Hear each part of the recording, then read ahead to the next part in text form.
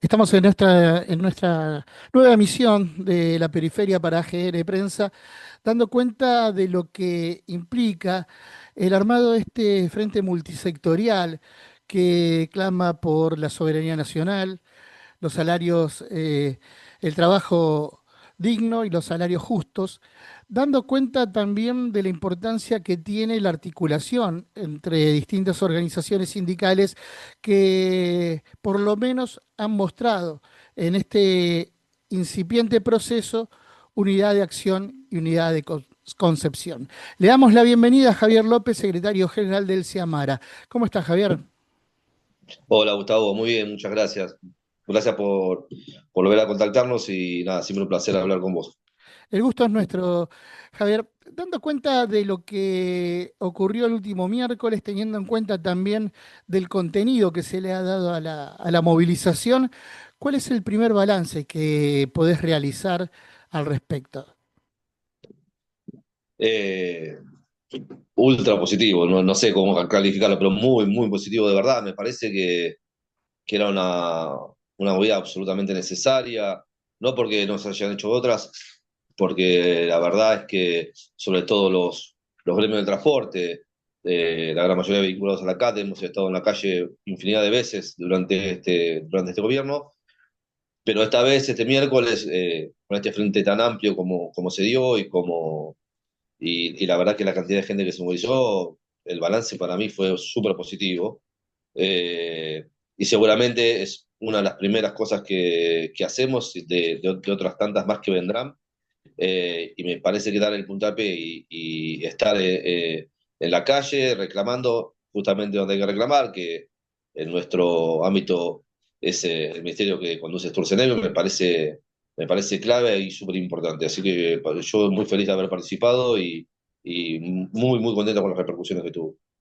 Javier, cada vez que nos encontramos reflexionamos en torno a lo mismo, lo cual representa un hecho bastante significativo, más allá de lo simbólico, en función de que Argentina sigue sin pensar, por lo menos en términos de lo que es política estratégica, al sector marítimo, naval y portuario. En este último tiempo, esta situación se ha agravado a partir de lo que implica el decreto de desregulación de la actividad que termina por intentar de darle el último zarpazo a un ámbito que ya viene golpeado y que replica las políticas de los 90, ¿no? De alguna manera es tratar de darle la culminación a ese proceso. Indefectiblemente, cuando se discute de soberanía, también estamos discutiendo de la importancia que tiene este sector. ¿Cómo lo observás vos y cuáles han sido las discusiones que se han dado en el ámbito interno? Eh, Como vos dijiste, es un ámbito absolutamente golpeado desde hace mucho tiempo. Eh, Recuerdo que algunas de las primeras movidas que acompañé fueron el tema de la ley de la marina mercante varias veces en el Congreso y no obstante eso nunca logró eh, concretarse y con distintos gobiernos, ¿no? Esto es lo que vinieron es a darle el ultimátum definitivo con este decreto. eh, y que creo que además los compañeros están haciendo un trabajo enorme. No quiero dejar a nadie fuera, pero sé mucho trabajo de compañeros como Mariano Moreno, Mariano Vilar, Ujú. eh, el gringo eh, de Saón, pero digo, hay un montón de compañeros laburando hace un montón y sin embargo no solo no logra tomar una verdadera importancia para los que tuvieran que decidir en esta materia, sino que además ahora este decreto 340 que viene a sepultarlo, ¿no? Preocupadísimo, los compañeros no bajan los brazos, pero saben que la cuestión está en definiciones ya muy cercanas a definitivas y por supuesto negativas.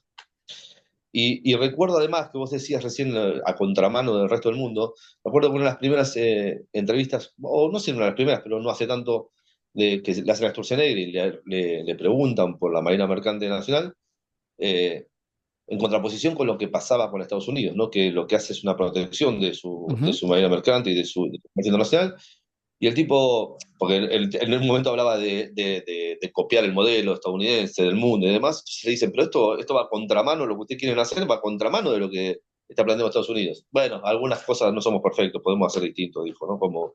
Eh, como expulsándose, viste, vos decís, pero no se entiende, la verdad es que no se entiende nada para dónde van. Yo creo que están perdiendo el rumbo, no solo en esto, sino en otro montón de cosas más,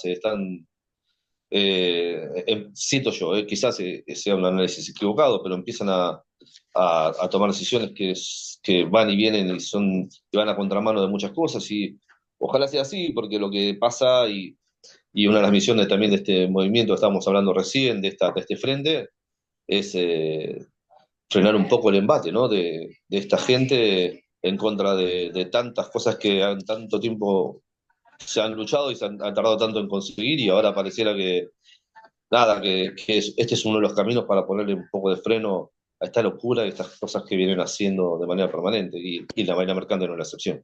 Se habla precisamente de freno y también en un proceso determinado de este periodo se habló del repliegue de las fuerzas populares. Da la impresión de que el movimiento obrero, a pesar de las tensiones internas, ha tomado la resistencia no como un hecho de repliegue precisamente, sino en torno a una ofensiva que es en parte ganar la calle, pero también en parte empezar a discutir un programa estratégico que ponga en valor aquellos sectores que son imprescindibles para el crecimiento de la Argentina. Esto viene a cuento porque en paralelo con lo que pasaba con la conformación de este frente, también se habían reunido las organizaciones sindicales que pertenecen al ámbito industrial, dando cuenta del estado de situación de la industria.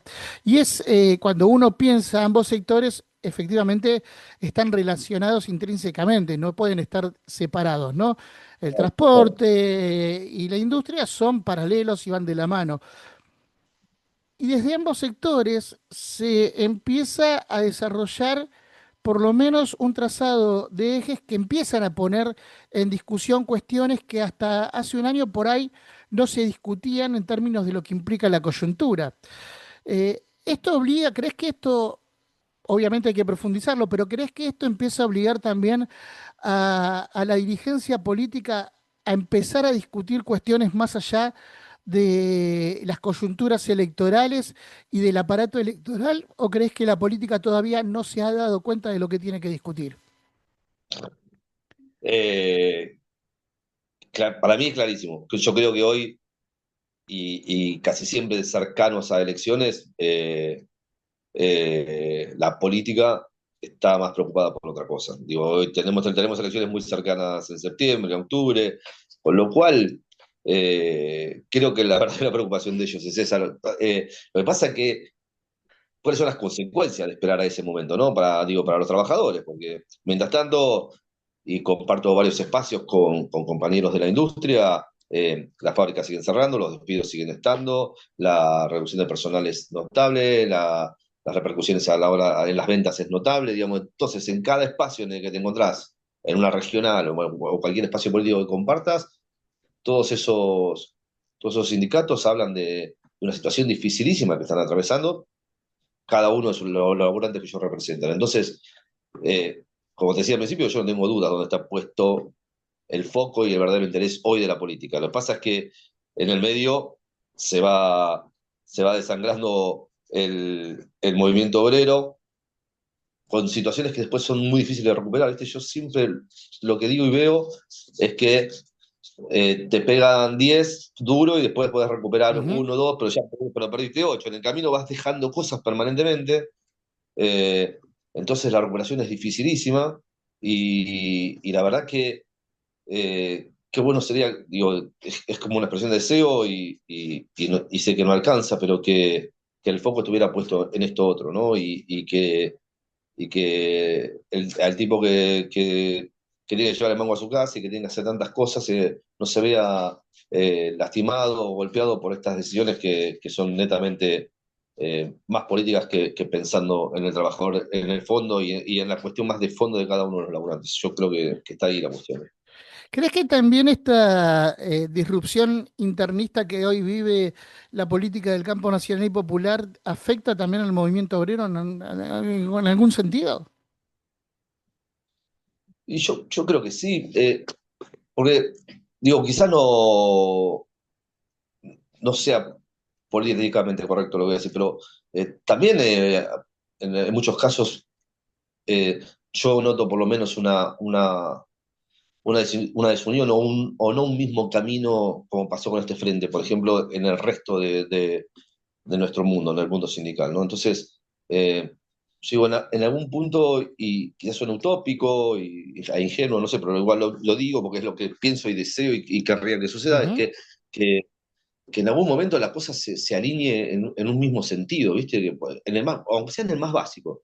Eh, porque el otro día también lo decía en otra entrevista, yo decía, este gobierno y este presidente que tenemos está disfrazado, tiene la fisonomía perfecta del enemigo de los trabajadores, de- del mundo laboral. Entonces, no puede ser que no logremos unificar criterios, pensamientos, conductas, un plan a seguir, que si tenés el enemigo perfecto, bueno, es a donde tenés que salir a pelear y a jugar, ¿no? Entonces, esa es la situación que espero ver en algún momento de manera definitiva, ¿viste? Y que no haya otros tironeos y otras cuestiones que nos impidan avanzar fuertemente en ese sentido. Yo creo que hoy la coyuntura nos obliga a eso, pero no alcanza con pocos. Creo que es una pelea de muchos Ujú. y es cuando verdaderamente podremos torcer este destino en el que me parece que indefectiblemente vamos a salir notablemente perjudicados. Estamos en un momento también de puntos de inflexiones o de transformaciones para el movimiento obrero. Este año hay renovación de autoridades en la Confederación General del Trabajo. Ya anunció uno de sus titulares, Héctor Daer, que no va a seguir el frente del triunvirato y se habla de la nueva conformación de un triunvirato, por lo menos hasta el momento, teniendo en cuenta que no hay una figura que concentre la síntesis que hoy necesita el movimiento obrero. Y también se habla, por lo menos las versiones que tenemos nosotros, de que se va a reconfigurar un triunvirato con figuras mucho más jóvenes. Ahora, es cierto también que en el movimiento obrero los cuadros más jóvenes vienen muy atrás de los que son las dirigencias tradicionales. ¿Cómo crees que se puede llegar a dar este proceso de transición generacional dentro del movimiento obrero, teniendo en cuenta que de alguna manera para algunas organizaciones sindicales la capacitación y la formación de cuadros ha sido importante, pero no para todas en sí mismo? Comparto el análisis, pero absolutamente. Eh, si me preguntas, yo quisiera que sea en una figura, en una persona. Ujú. De- Justamente un poco por todo lo que decía anteriormente. Deberíamos, de alguna manera, encontrar o sintetizar todo eso en una persona. Yo creo que es muy complejo, y no solo porque yo lo creo, sino porque tengo la oportunidad de hablar con algunos dirigentes y es muy difícil conducir las tres. Eh, es muy difícil lograr un mismo criterio. Entonces, creo que hay que hacer el esfuerzo máximo que se pueda y lograr esa síntesis en una persona. Sé que los intereses son muchos, sé que las dificultades están, lo tengo clarísimo, pero bueno, es un poco lo que te decía, ¿no? Bueno, che, ahora hay que tratar de hacer el máximo esfuerzo en todo, porque tenemos enfrente al peor, digo, al peor Ujú. que debemos enfrentar. Tenemos que mostrar ese convencimiento para lograr esa unidad y sintetizarlo en una persona que ojalá esté, yo no sé, tengo seguramente versiones parecidas a la tuya, pero digo, claramente hoy no hay una definición aparentemente. Eh, y además, también es demostrar que podemos lograrlo, ¿no? O sea, que por lo menos intentarlo. Bueno, nos decidimos, estamos acá parados frente a este y esta es la persona, la vamos a bancar en todo lo que sea, en todo lo que podamos. Y también es una muestra hacia afuera, creo, en este caso, hacia este gobierno. Eh, Creo que hay dirigentes jóvenes y muy piolas y muy interesantes y que tienen mucha ganas de laburar y cambiar un poco el esquema actual. Y creo que tenemos que poner toda la energía en eso. Me parece que eso sería una muy buena demostración de unidad, que tanto a veces le reclamamos también a la clase política, mostrarlo para adentro y conseguir ese encuentro me parecería a mí eh, lo ideal, si se pudiera resumir de alguna manera. ¿Y qué es hacer sindicalismo hoy en la Argentina? Eh, yo creo que hacer sindicalismo, o por lo menos a mi parecer, no debería ser distinto a lo que fue ayer, digamos. El hoy es, eh,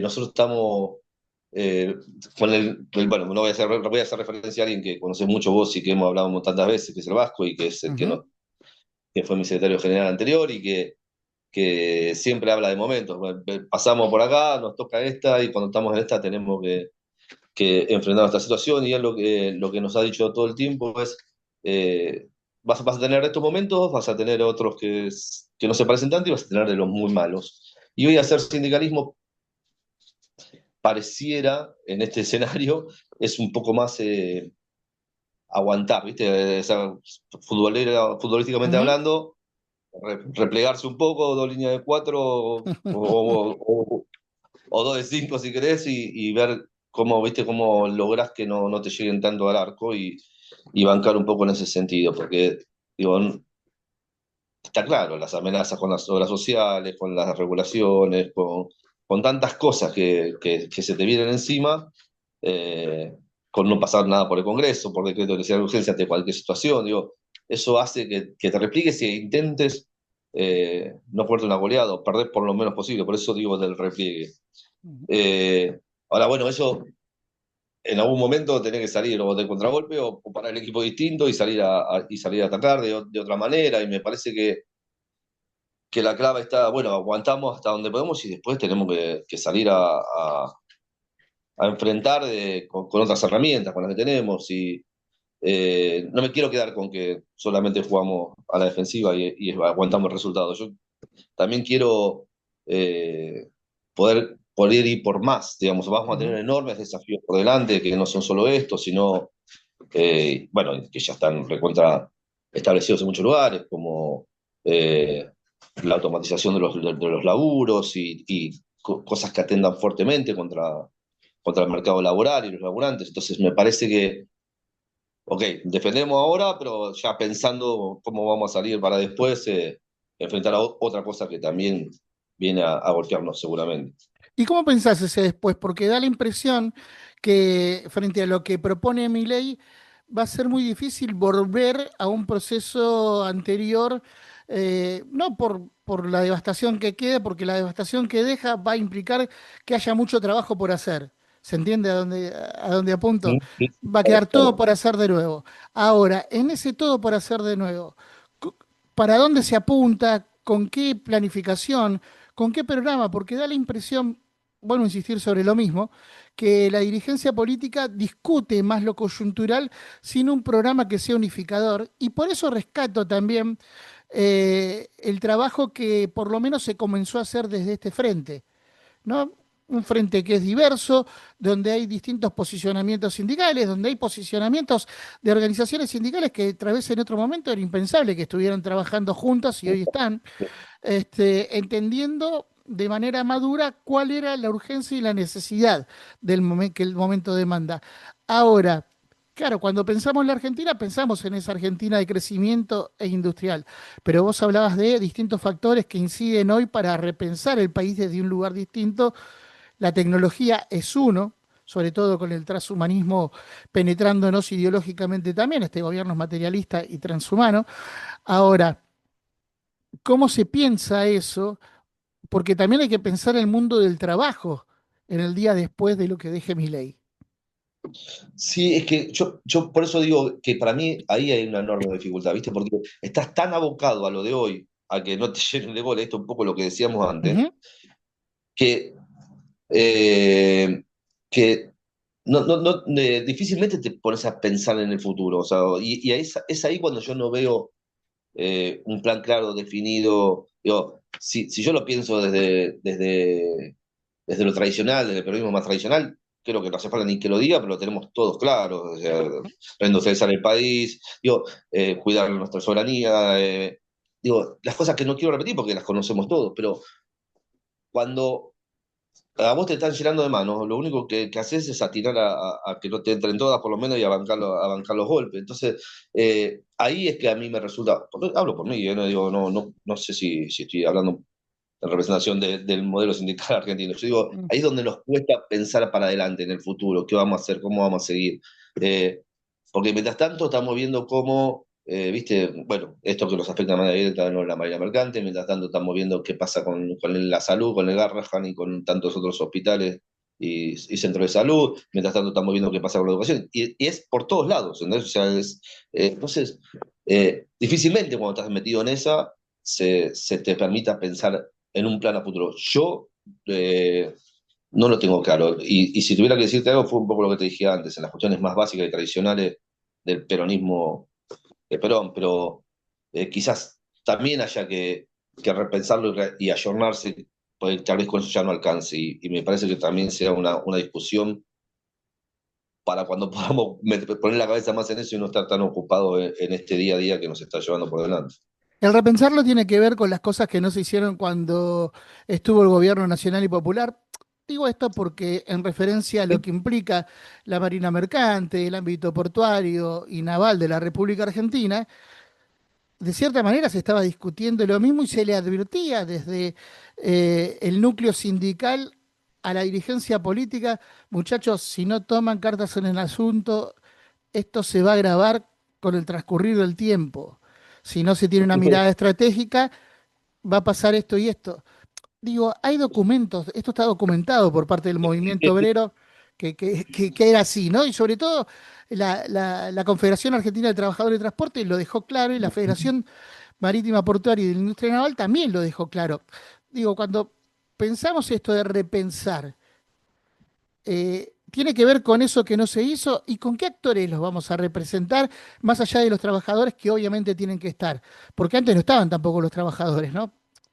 Digo, Es que, te viste, escuchaban, pero no yo te empecé a te... decir- no, pero cuando yo te empecé a hablar de esto, o de cuando yo empecé a caminar esos espacios, qué sé yo, era un gobierno de los nuestros, digo, y no fuimos escuchados como debíamos haber sido escuchados. Entonces, sí, repensarlo desde un montón de lugares. Yo, cada vez que tengo la oportunidad, también lo digo, ¿viste? O sea, cuando asume un nuevo gobierno y empiezan a nombrar autoridades, y ahora sí hablo puntualmente de nuestros espacios, nunca se piensa en un laburante de los nuestros. O sea, y te puedo dar absoluta fe de que hay gente capacitada para poder hacerlo. Siempre es priorizando a alguien que viene de la política, no sé de dónde, que fue intendente de un lugar que no tiene ni río, ni mar, ni un lago, ni un charquito de agua, y entonces vos cuando te sentás con ese, claro, te sentás con esa persona, tenés que empezar a explicarle de lo más, de lo que es un barco, allá está la prueba, vos, no podés, porque la cantidad de tiempo que perdés eh, en que la persona conozca su función, qué es lo que puede hacer, qué es lo que no puede hacer, cómo funciona todo esto. Entonces, cuando terminó de capacitarse o estar entendiendo, está terminando su periodo Claro. al mando de eso. Entonces, ya lo pasó 20 veces. Entonces digo, che, alguna vez escúchenlo, que hay gente muy idónea y que puede ocupar esos espacios y puede ser mucho más productivo para todos, para los laburantes, para el Estado, para las empresas, porque me parece que esa es una de las verdaderas cosas que hay que ponerle énfasis y reclamar.